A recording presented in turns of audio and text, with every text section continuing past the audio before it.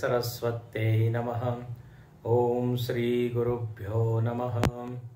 सदाशिवसमारम्भां शङ्कराचार्यमध्यमाम् अस्मदाचार्यपर्यन्तां वन्दे गुरुपरम्पराम्। समस्तजनकल्याणे निरतं करुणामयं नमामि चिन्मयं देवं सद्गुरुं ब्रह्मविद्वरम्। नमः श्री शंकरानंद गुरुपादाम्बुजन्मने सविलास महामोह ग्राहग्रासैककर्मणे।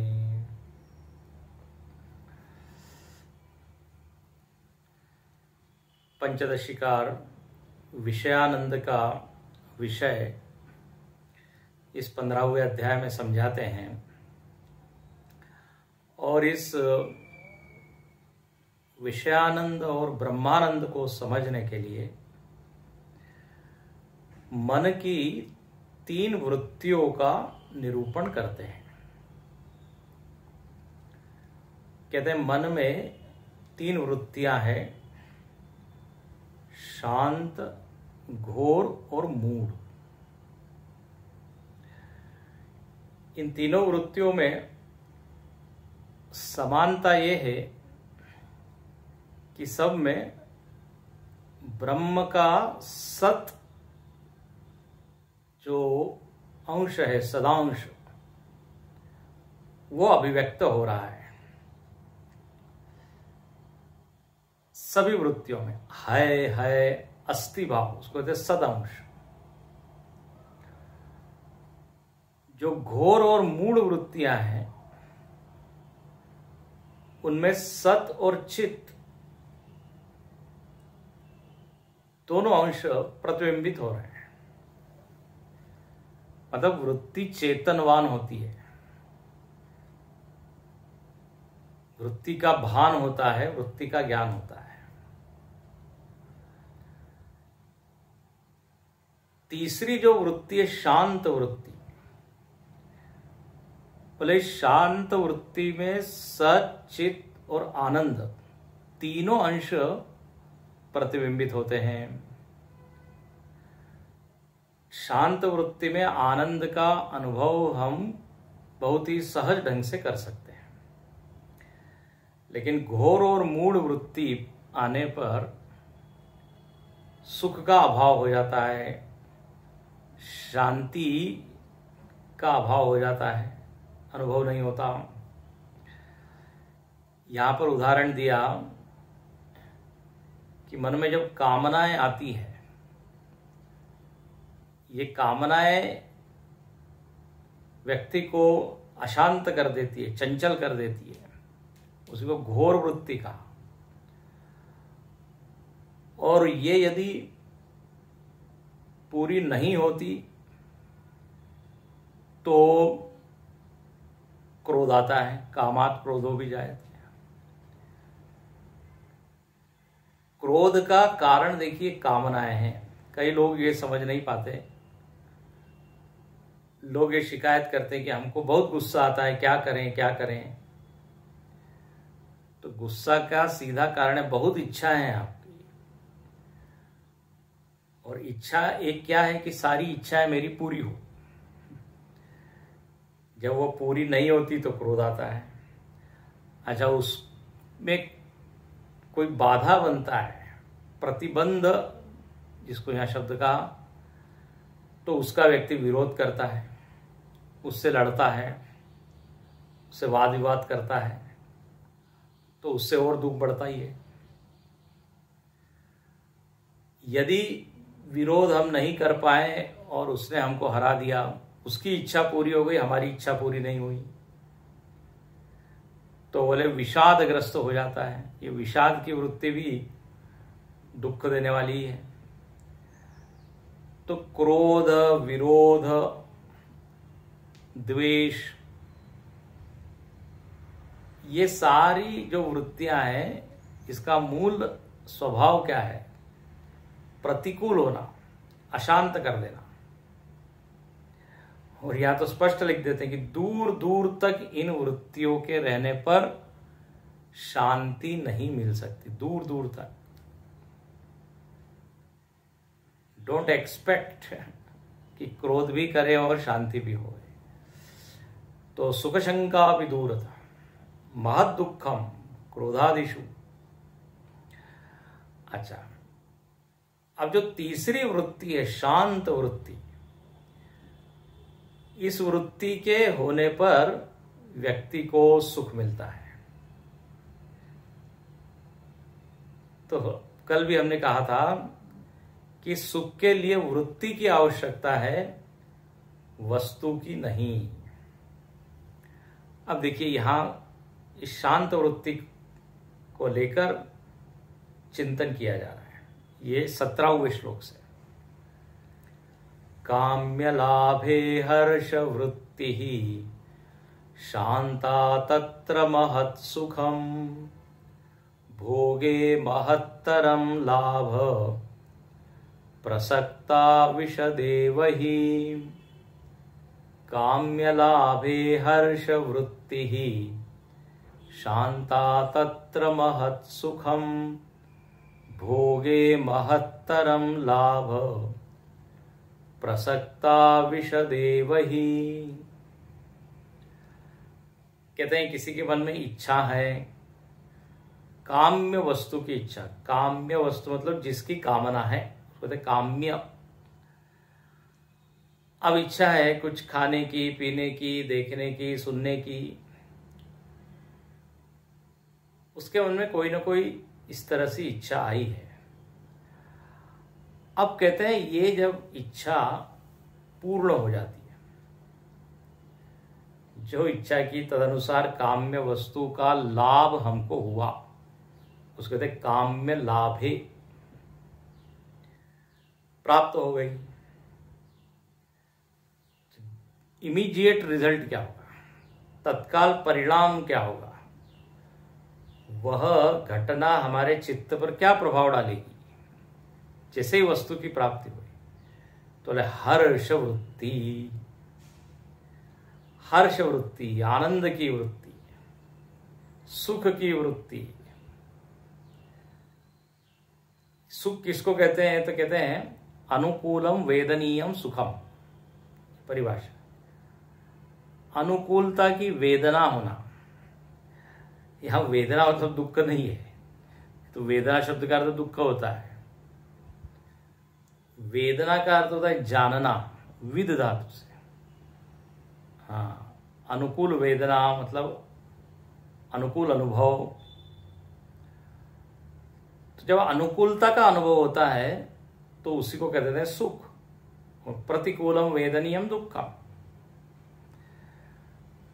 तो जब इच्छित वस्तु मिल जाती है तो हर्ष वृत्ति जायते, आनंद वृत्ति, सुख वृत्ति।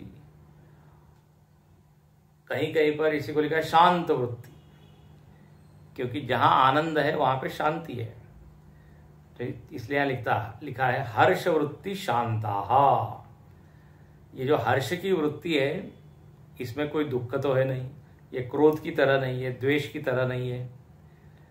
ये तो कैसी है, मन को शांत करने वाली है।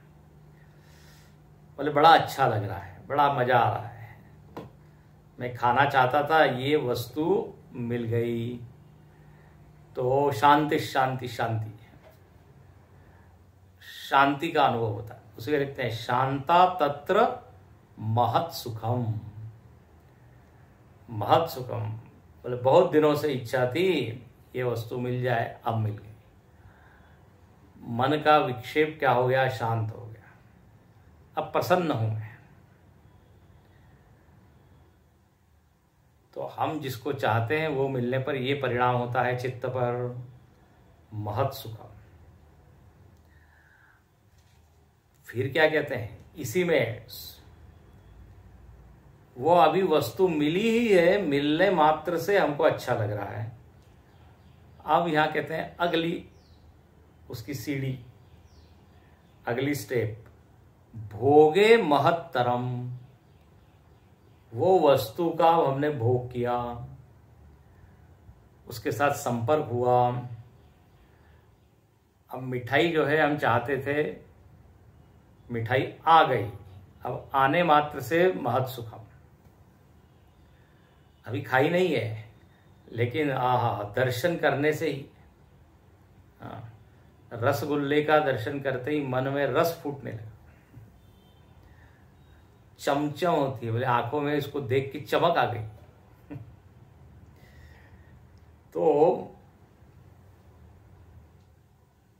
वस्तु का भोग न करने के पहले जो एक आनंद है, वो पहला आनंद की पहली स्टेप है। फिर भोगे महत्तरम, ये कंपैरेटिव डिग्री, पहले महत् सुखम, अब कम महत्तरम, थोड़ा सा ज्यादा सुख। जब आपने वो गुलाब जामुन या जो भी है मिठाई वो मुख में रखी तो क्या हुआ, वाह, एकदम मुख से निकलता है, इसको कहते हैं महत्तरम। और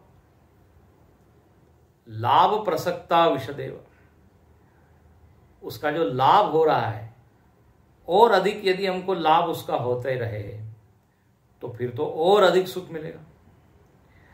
कहते हैं अभी एक गुलाब जामुन से मन नहीं भरा, अभी और चाहिए, तो जितना उसको आप ज्यादा भोगेंगे उतना अधिक क्या हो जाएगा, और अधिक सुख मिलेगा।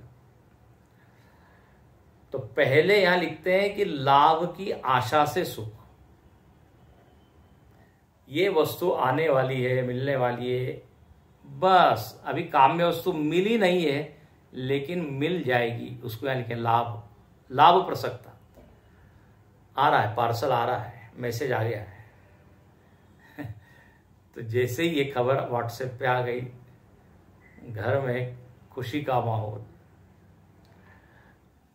अच्छा, अब वो जब व्यक्ति पार्सल लेके आया है, महत् सुखम, और जब पैकेट खुला है और जब खाना शुरू किया, महत्तरम सुखम, और भी ज्यादा। अब इसी बात को देखिए तैत्तरीय उपनिषद में कहा है, तस्य प्रियमेव शिरः मोदो दक्षिण पक्षः प्रमोद उत्तर पक्षः आनंद आत्मा ब्रह्मपुच्छम प्रतिष्ठा तदप्येष श्लोको भवति। आनंदमय कोश का वर्णन जब किया है श्रुति ने तो यही स्टेप्स बताइए। बोले प्रियमेव शिरः, प्रिय वस्तु मिलने की संभावना से व्यक्ति को सुख मिलता है, प्रिय उसको कहा। फिर दर्शन हो रहा है तो कहते मोद, जब भोग हो रहा है तो प्रमोद, प्रकर्षेण मोद, प्रकृष्ट। तो इस तरह देखिए यहां पर विचार क्या हो रहा है कि ये काम्य वस्तु के लाभ से, भोग से हमारी वृत्ति शांत हो जाती है, और इस शांति के चलते मोद प्रमोद इस सब का जो है अनुभव हमको होता है। अब मैंने मिठाई का उदाहरण दिया, अब इससे आप अन्य सारे विषय ले सकते हैं। प्रपंच में, संसार में जितने विषय हैं उसकी प्राप्ति की संभावना से सुख मिलता है, पास में आने से अधिक सुख बढ़ते जाता है। तो ये हमारे मन में पक्की बात बैठी हुई है कि विषय मिलने पर हमको सुख मिलेगा, भोग होने पर और अधिक सुख मिलेगा। इसलिए कहते हैं महत् सुख, महत्तर सुख। लेकिन कहते हैं सबसे अधिक सुख कहां है, महत्तम सुख कहां है?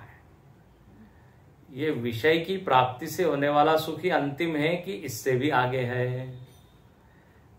तो अब देखिए 18वें श्लोक में वर्णन है कि महत्तमं विरक्तौ तु, इसको पढ़ते हैं, महत्तमं विरक्तौ तु विद्यानंदे तदीरितम् एवं शांतो तथौदार्ये क्रोधलोभ निवारणात् महत्तमं विरक्तौ तु विद्यानंदे तदीरितम्। एवं शांतौ तथौदार्ये क्रोध लोभ निवारणात्। अब इससे भी आगे का सुख बताते हैं। महत महत्तर, अब यहां पे आया महत्तम। विषय को प्राप्त करना और फिर आनंद लेना, ठीक है, इससे आपकी वृत्ति शांत होती है और आनंद मिलता है, लेकिन इससे आगे की चीज क्या है? तो कहते हैं विरक्तौ तु महत्तम। वैराग्य में महत्तम सुख है, सबसे अधिक सुख। मतलब अभी तक जो बात कही उसमें सबसे अधिक सुख विरक्ति में। ओ अच्छा, बोले ये आप कैसे कह रहे हैं? तो कहा कि अब अभी इसको बताने के लिए समय नहीं है। विद्यानंदे तदीरितम, इसके पहले का जो अध्याय था विद्यानंद ब्रह्मानंदे विद्यानंद, उसमें इस विषय के ऊपर चर्चा हो चुकी है, मीमांसा हो चुकी है। इसलिए अब यहाँ पे केवल संकेत कर देते हैं कि वैराग्य में सुख है, ये पहले आ चुका है। अच्छा, मतलब वैराग्य की वृत्ति यदि आ जाए, अनासक्ति आ जाए, असंगता आ जाए, तो बड़ा सुख है। कस्य सुखम न करोति विराग, भज गोविंद में शंकराचार्य जी कहते हैं कौन सा सुख है जो विरक्त व्यक्ति को नहीं मिलता। भर्तृहरि जी भी कहते हैं वैराग्य मेवा भयम, विरक्त व्यक्ति निर्भय होता है। और ये जो निर्भय वृत्ति है ना, ये आनंददायी वृत्ति है। जो भय वृत्ति है वो दुख देने वाली वृत्ति है। व्यक्ति जब भयभीत होता है तो सुख से रह सकता है क्या? एक कोई प्राणी है, उसको बांध के रखा हुआ है और आगे शेर खड़ा हुआ है। अब इस प्राणी को चारा खिला रहा है कोई, अब वो चारा खा सकता है? चारा खाने का जो सुख है वो उसको मिल सकता है क्या? सामने मौत खड़ी है, भय वृत्ति से आक्रांत है। जहां भय है वहां सुख नहीं है, जहां निर्भय है वहां सुख है। और निर्भयता आती है वैराग्य से। रागी व्यक्ति हमेशा भयभीत रहता है कि कहीं हमारी रागास्पद वस्तु छूट न जाए, टूट न जाए, न कोई ले न जाए। जो विरक्त है उसको क्या है, आसक्ति नहीं है, तो चाहे कोई भी ले जाए। ना काऊ से दोस्ती, ना काऊ से भय, ये विरक्त है। तो बोले विरक्त व्यक्ति का तो आनंद आसक्त के तुलना में कहीं अधिक है। अच्छा, और यहां 2-3 उदाहरण देते हैं। ये विरक्त वृत्ति मतलब शांत वृत्ति है। विरक्ति आने पर मन शांत होता है, इसलिए वहां आनंद अधिक है। और उदाहरण देते हैं इसी शांत वृत्ति को, पहले भी इसका संकेत किया है। एवं इसी प्रकार, जिस प्रकार विरक्त है, वैराग्य की वृत्ति, उसी प्रकार शांतौ, क्षमा, शांत मतलब क्षमा। फिर जब व्यक्ति क्षमा कर देता है तो मन शांत हो जाता है। ऐसे औदार्ये, उदारता, चित्त उदार हो जाता है तो प्रसन्न रहता है, प्रफुल्लित होता है। जो संकुचित मन वाले होते हैं वो तो शिकायत ही ज्यादा करते हैं, दुखी ज्यादा रहते हैं, खुद दुखी रहते हैं, दूसरे को भी दुखी करते हैं। नैरो माइंडेड, ये क्यों हुआ, वैसे क्यों हुआ, यहां क्यों, वहां क्यों।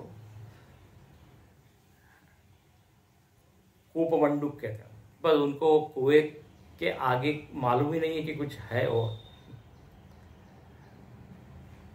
लेकिन जिसका वसुधैव कुटुंबकम ये वृत्ति है, उदार चरित है, तो बोले उसमें तो आनंद ही आनंद है। उदार चरित्र मतलब जैसे समुद्र है, समुद्र में एक पत्थर यदि आप डाल दें तो समुद्र को कोई फर्क नहीं पड़ता, उसमें कोई लहरें नहीं उठती, वो नाराज नहीं होता। लेकिन वही पत्थर यदि बाल्टी के पानी में डाल दे तो उसमें तरंगे उठने लगती है। तो ये बाल्टी का पानी मतलब छोटा मन, समुद्र मतलब उदार मन।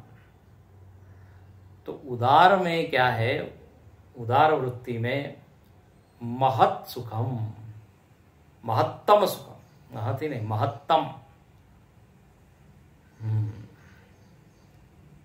इसलिए कहते हैं ना, त्यागे नहीं के अमृतत्व मानसु, त्यागा शांतिरंतर। त्याग में सबसे बड़ा सुख है।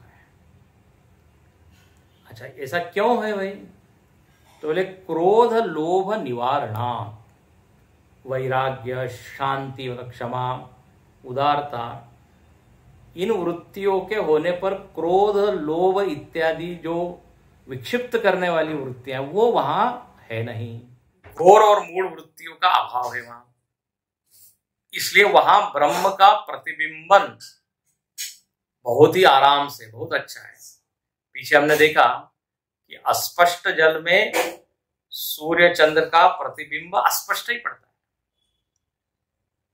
कलुषित जल में, लेकिन यहां जैसे निर्मल है, शांति वृत्ति, उदार वृत्ति मन को निर्मल करती।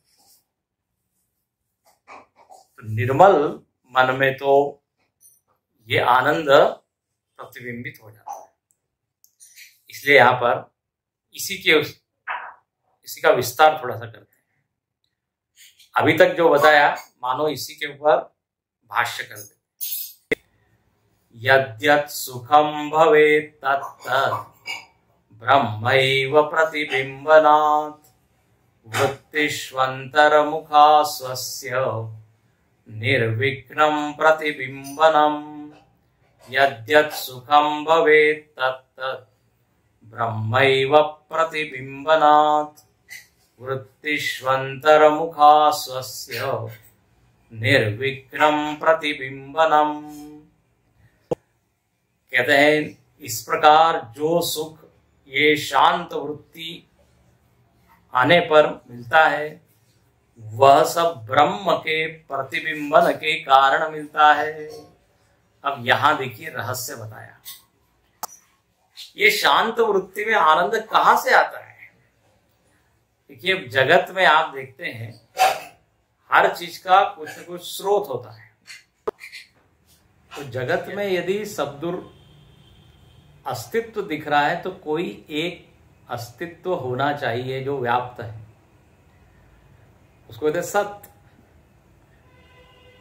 जगत में यदि चेतना दिख रही है तो उसका कोई स्रोत होना चाहिए जहां से सब में चेतना आई,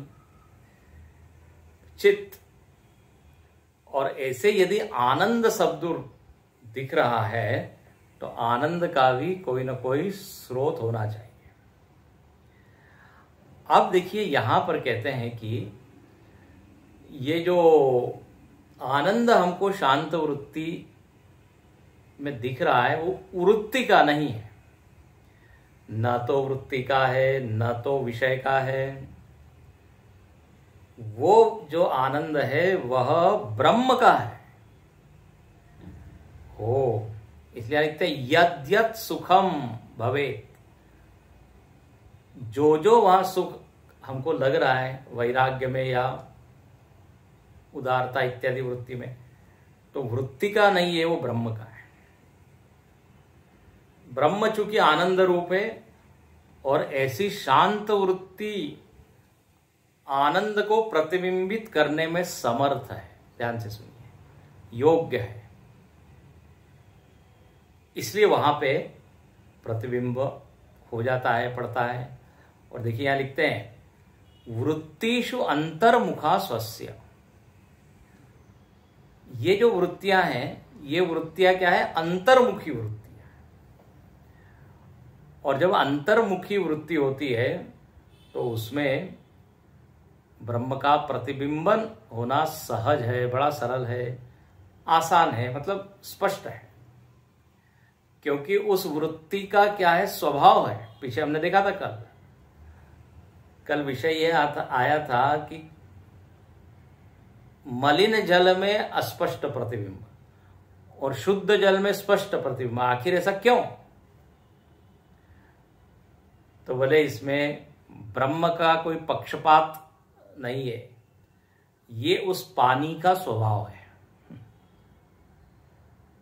ब्रह्म की कोई भूमिका नहीं है, पानी की भूमिका है। तो यहां पर भी वृत्ति की भूमिका है, अंतर्मुखी वृत्ति है, शांत वृत्ति है। तो निर्विघ्नम प्रतिबिंबनम, बिना विघ्न के, बिना बाधा के वहां वो आनंद जो है वो प्रतिबिंबित हो जाता है। इसलिए कहा कि शांत वृत्ति में आनंद है, घोर और मूढ़ में नहीं है। अब देखिए जरा इसके ऊपर थोड़ा और चिंतन करें।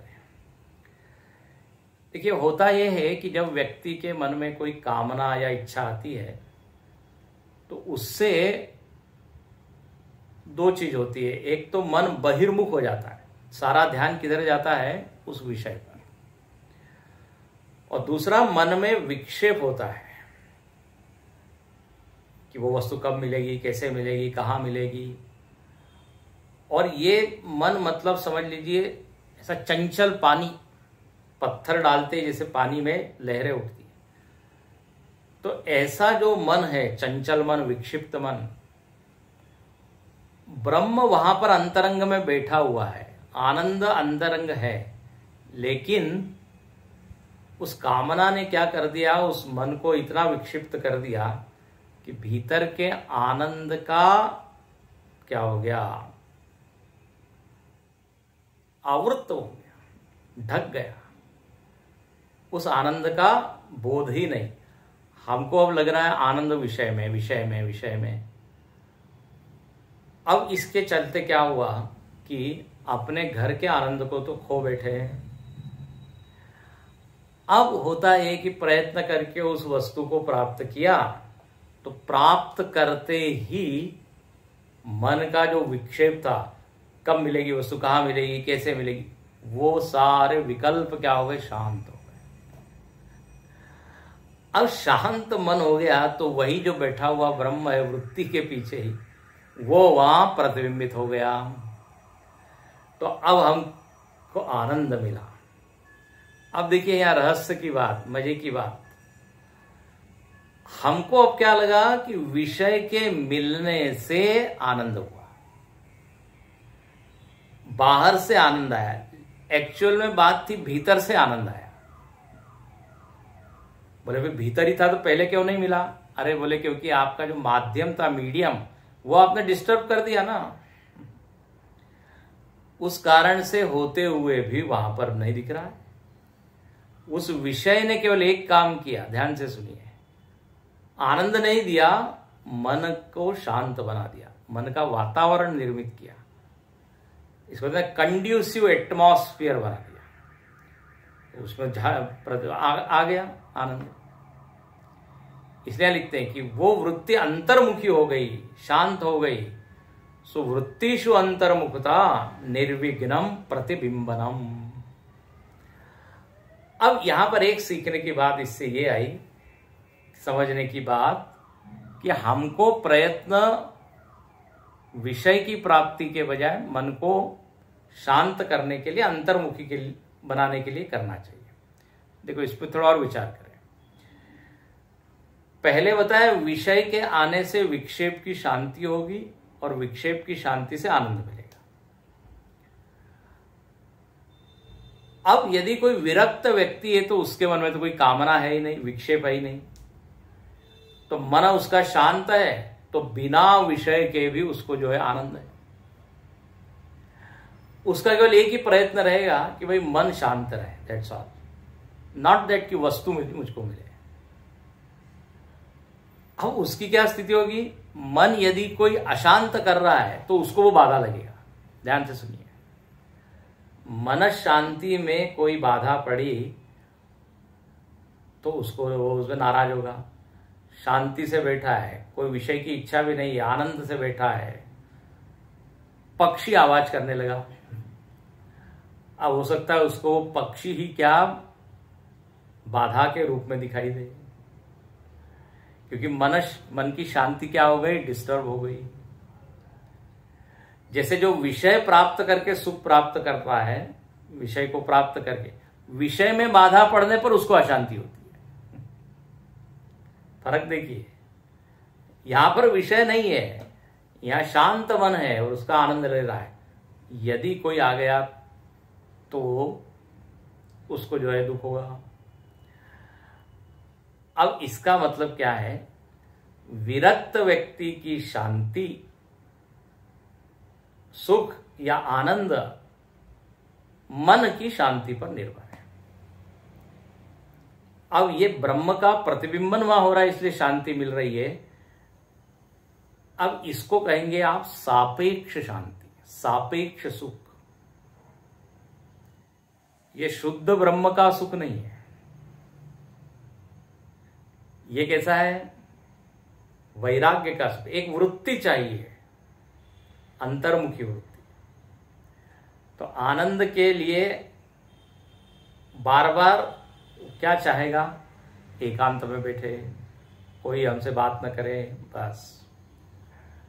तो बोले ये भी एक प्रकार का आनंद है, लेकिन ये अंतिम आनंद नहीं है, क्योंकि ये भी कैसा है?